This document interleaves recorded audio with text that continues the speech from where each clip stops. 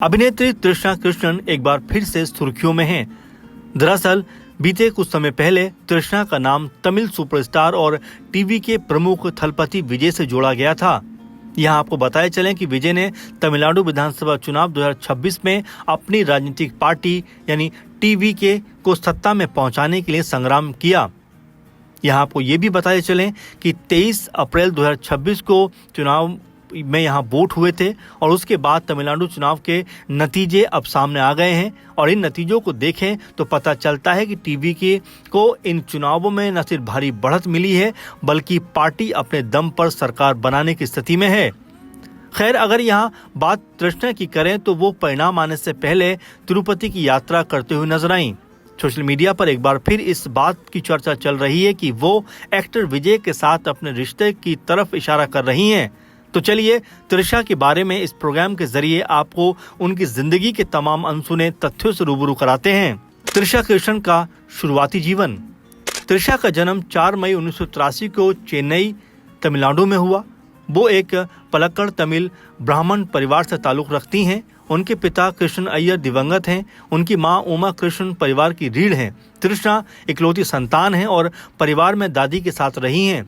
परिवार में फिल्मी पृष्ठभूमि नहीं थी, लेकिन तृषा की सुंदरता और व्यक्तित्व उन्हें जल्दी ही स्पॉटलाइट में लाया। बचपन से ही तृषा पढ़ाई और में बहुत आगे रहीं। उन्होंने चेन्नई के चर्च पार्क स्थित सेक्रेड हार्ट मैट्रिकुलेशन स्कूल से शिक्षा पूरी की। इसके बाद एथिराज कॉलेज फॉर विमेन से बैचलर ऑफ बिजनेस एडमिनिस्ट्रेशन की डिग्री हासिल की। शुरू में उनका सपना क्रिमिनल साइकोलॉजिस्ट बनने का था, लेकिन मॉडलिंग और ब्यूटी प्रेजेंस ने उनका रास्ता बदल दिया। तृषा को संगीत सुनना, किताबें पढ़ना और तैराकी करने का बहुत शौक है। वो कई भाषाएं बोलती हैं, जिनमें तमिल, अंग्रेजी, हिंदी और फ्रेंच शामिल हैं। उनका परिवार काफ़ी क्लोज निट है और तृषा आज भी माँ के साथ समय बिताना पसंद करती हैं। मॉडलिंग से सिनेमा तक का 1999 से सफ़र तृषा को बहुत आगे तक लेकर आया। मॉडलिंग से सिनेमा तक में तृषा ने मिस स्लैम और फिर मिस चेन्नई का खिताब जीता। तृषा की ऐसे हुई फिल्मों में एंट्री। दरअसल फागुनी पाठक के मशहूर म्यूजिक वीडियो मेरी चुनर उड़ उड़ जाए में वो सबसे पहले नजर आईं और गाने की वजह से उन्हें अच्छी खासी लोकप्रियता भी मिली।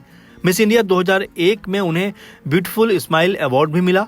मॉडलिंग के दौरान उन्होंने कई कमर्शियल्स किए, जिसने फिल्म इंडस्ट्री का ध्यान उनकी तरफ खींचा। 1999 में तृषा ने तमिल फिल्म जोड़ी में छोटी भूमिका से सिनेमा में एंट्री की, लेकिन असली शुरुआत 2002 में अमीर सुल्तान की फिल्म मोनम पैसिदी से हुई, जिसमें उन्होंने सूर्या के साथ लीड रोल में काम किया। फिल्म में उन्हें रोमांटिक नायिका के तौर पर स्थापित किया। इसके बाद लेसा लेसा 2003 में रिलीज हुई, जिसके लिए उन्हें ITFA best new actress award मिला। 2000 के दशक में अगर बात करें तो इसमें उनकी कई फिल्में रिलीज हुई और इसको टर्निंग पॉइंट भी माना जाता है। सांबी 2003 में हरी के साथ उनकी जोड़ी हिट रही। वर्षम 2004 तेलुगु फिल्म ने उन्हें साउथ की सुपरस्टार बना दिया। फिल्म ने उनकी परफॉर्मेंस के लिए उन्हें पहला film fair award best actress Telugu का मिला। उसी साल विजय के साथ गिल्ली रिलीज हुई, जो तमिल सिनेमा की सबसे बड़ी हिट्स में से एक मानी जाती है। फिल्म में तृषा की दामसेल इन डिस्ट्रेस वाली भूमिका और नृत्य दर्शकों को खूब भाया। आरू 2005, नबुस्तांते नेनो दांताना 2005 जैसी फिल्मों ने उन्हें और लोकप्रियता दी। तमिल के साथ तेलुगु और बॉलीवुड फिल्में। तृषा को दक्षिण भारतीय सिनेमा की सबसे लोकप्रिय और प्रतिभाशाली अभिनेत्री के रूप में जाना जाता है। मुख्य रूप से तमिल और तेलुगु फिल्मों में काम करने वाली तृषा को क्वीन ऑफ साउथ इंडिया की उपाधि से नवाजा जाता है।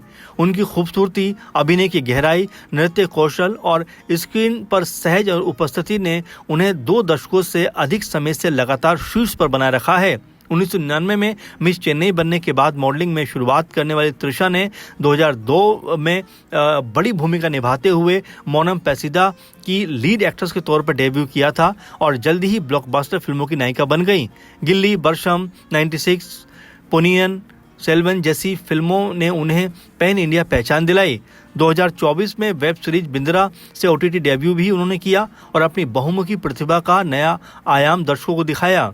नुबुस्तांते के लिए उन्हें दूसरा फिल्म फेयर और नंदी अवार्ड मिला। इस दौर में तृषा ने तमिल तेलुगु दोनों इंडस्ट्री में बैलेंस बनाए रखा।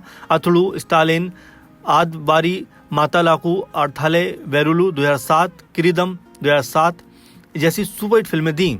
2008 में अभियुम नानुम में उनकी इमोशनल परफॉर्मेंस को खूब सराहा गया, जिसके लिए उन्हें तमिलनाडु स्टेट फिल्म अवार्ड मिला। 2010 के दशक की बात करें तो 2010 में वेंथानी वरुबाया ने तृष्णा को नई पहचान दी। फिल्म में सिलाम के साथ उनकी केमिस्ट्री यादगार रही। इसी साल उन्होंने बॉलीवुड डेब्यू खट्टा मीठा के जरिए अक्षय कुमार के साथ बड़े पर्दे पर दस्तक दी। वहीं मखंदा 2011, बॉडीगार्ड 2012, एंड्रेदुरुम पुन्नुगई 2013 जैसी फिल्मों में उन्हें देखा गया। 2015 में अरियंधाल और युगावनम में उनकी परफॉर्मेंस सराही गई। 2016 की कोडी राजनीतिक थ्रिलर में वो नजर आई। विजय के साथ रोमांटिक ड्रामा 2018 में 96 फिल्म से तृषा को करियर का एक नया क्रिटिकल सपोर्ट या एक तरीके से क्रिटिकल उनको बेहतर जो क्रिटिक्स थे उन्होंने बताया। विजय सेतुपति के साथ ये रोमांटिक ड्रामा तमिल सिनेमा का क्लासिक बन गई। फिल्म में 90 के नॉस्टैल्जिया और इमोशंस को तृषा ने बाखूबी जीवित रखा। इसके लिए उन्हें film fair best actress Tamil का अवार्ड दिया गया।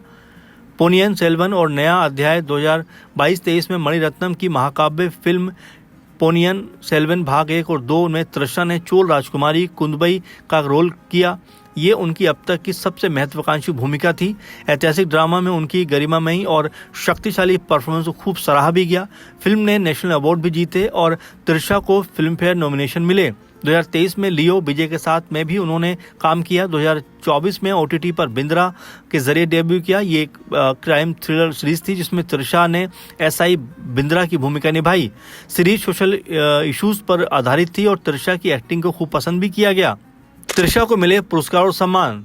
तृषा को 5 फिल्म फेयर अवार्ड साउथ मिल चुके हैं। अन्य प्रमुख पुरस्कार तमिलनाडु स्टेट फिल्म अवार्ड, कलाई मामनी 2006 और अभियुम नाम के लिए, नंदी अवार्ड्स बेस्ट एक्ट्रेस के लिए, सिम्बा अवार्ड्स, ITFA बिक्टन एशियनेट 2025 में उन्हें 25 सालों के सिनेमा योगदान के लिए स्पेशल सिमा अवार्ड दिया गया।